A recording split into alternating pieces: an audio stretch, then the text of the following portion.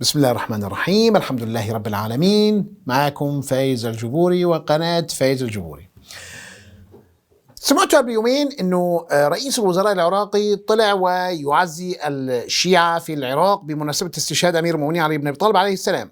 طيب في اثناء هذا الخطاب قال كلمة بعض الشيعة استثقلوها، وهي كلمة انه قال عن عمر بن الخطاب رضي الله عنه وارضاه، لعنة الله على عمر بن الخطاب، ترضى عن عمر بن الخطاب في هذا الخطاب.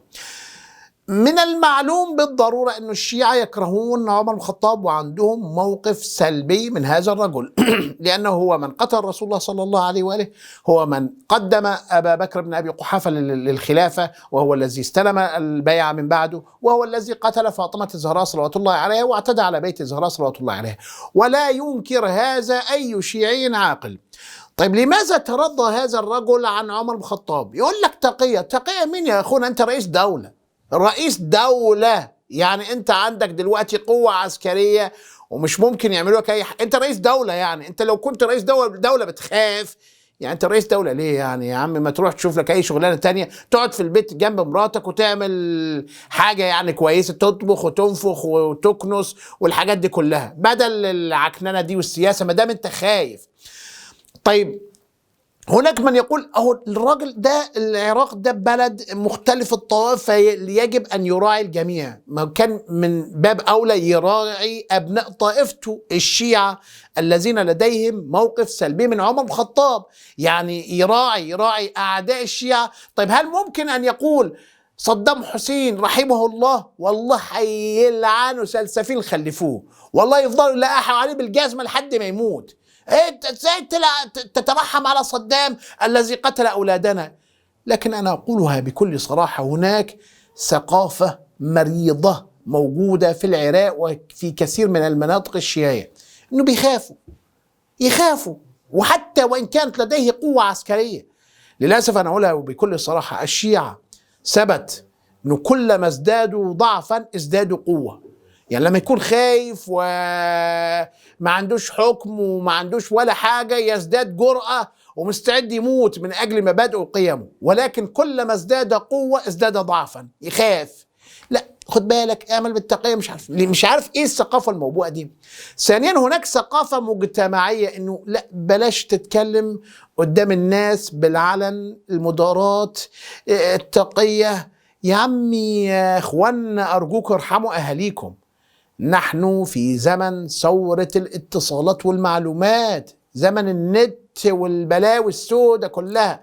يعني على النت تقدر بكل بساطة تشوف كل حاجة، وأي كتاب عاوزه موجود، مواقع تتيح لك الكتب والبحث في الكتب وتجد لك المصادر، وحتى كمان دلوقتي هناك ذكاء اصطناعي يجد لك حاجات، يكتب لك مقالة، يعني حاجات بلاوي سوداء، وانت خايف عشان المعلومة تطلع منك بجرأة حول شخصية ظالمة. والله غريبة. يعني اي فرد بسيط بامكانه لو يدور في الكتب كده هيشوف اي حاجة تعجبه.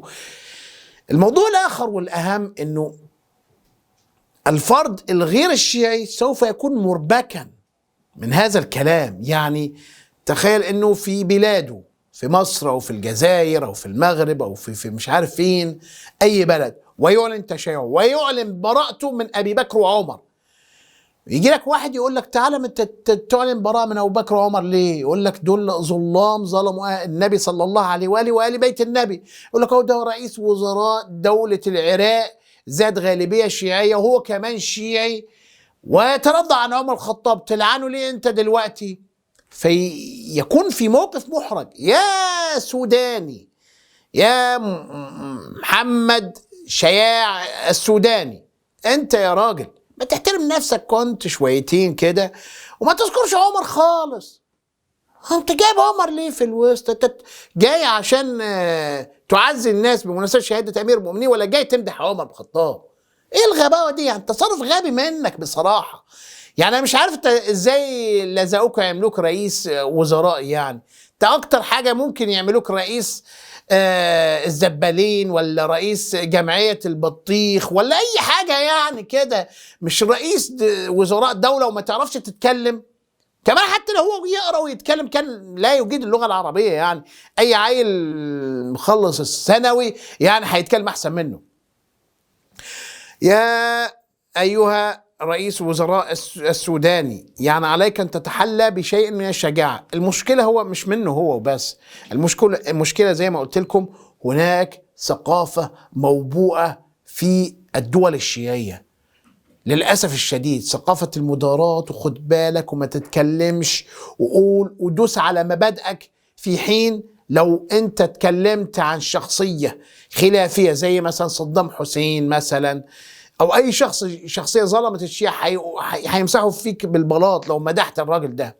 للأسف قالها ابن عباس، قال الناس دول حينما ظلموا آل البيت محدش ولا هم ولا قال أي حاجة، ولكن حينما عثمان ظلم الناس وظلم آل البيت صاروا على عثمان فقتلوه. انتوا كده ما تقوليش هيهات منا الذلة، احنا مع الحسين ورايح قبل يومين تزور سيدنا الحسين عليه السلام، دي حاجات يعني مقالب. بطلوا الكلاوات، انت منين تجيب الكلاوات دي يا سودان يا حرامي؟ بطلوا الحركات ديت. لو كنت مبدئيا صحيح تبقى زيارة عاشوراء ما تقراهاش. ما هو في زيارة عاشوراء مكتوب ايه؟ اللهم لعن اول ظالم ظلم حق محمد واخر محمد واخر تابع له على ذلك، اللهم لعن اول والثانية والثالثة، ولعن يزيد رابعة، ولعن معاوية كلها لعن في لعن. عاوز تشيل الزيارة يا سي سوداني؟ انت ناقض ده. انت لو كنت تترضى على عمر بن الخطاب يجب عليك ان لا تزور سيدنا الحسين عليه السلام ولا سيدنا علي بن ابي طالب، لان علي بن ابي طالب عليه السلام عنده موقف سيبيه من هذا الرجل. طيب يا حمار يا سوداني، انت يا محمد بن شياع السوداني، لو كنت في زمن امير المؤمنين علي بن ابي طالب عليه السلام وفي زمن السقيفه، هل كنت ستبايع ابو بكر بن ابي قحافه؟ سؤال لك ولكل شيعي. يقول هو السودان ده عنده نظرة بعيدة جدا، حاسب من النظرة البعد، عنده بعد نظر، حاسب من بعد النظر ده. لو كان عندك بعد نظر كبير جدا تحتاج تروح الدكتور عشان يعمل لك نظارات كويسة عشان يقلل بعد النظر العبيط ده مش بعد نظر، ده عبط وغباوة. مبادئك أهم من كل حاجة، الإنسان اللي ملوش مبادئ ما يسواش ولا مليم. سلام.